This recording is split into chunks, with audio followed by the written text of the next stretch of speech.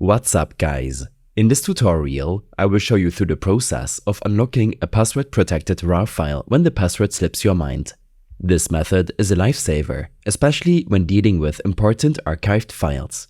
For a more detailed walkthrough, click on the first link in the description below. There may be times when you come across a password-protected RAR file and you can't recall the password. Don't fret, there are tools available that can assist in recovering or bypassing the password.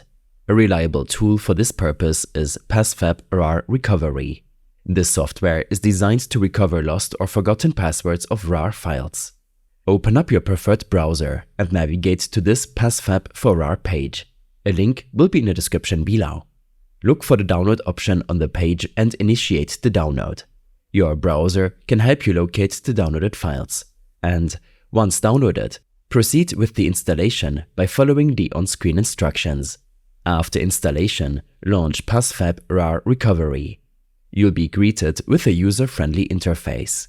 Click on the Add button and browse to the location of your password-protected RAR file.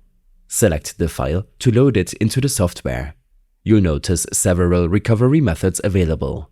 Each method serves different scenarios, so choose the one that suits your situation best. Click on the Start button to begin the password recovery process. The software will start working its magic.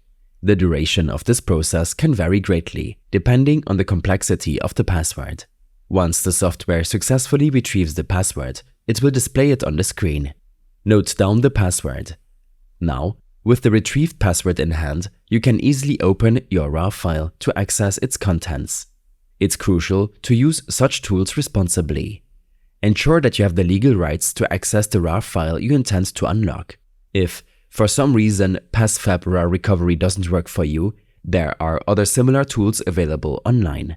It's worth exploring different options to find what works best for you.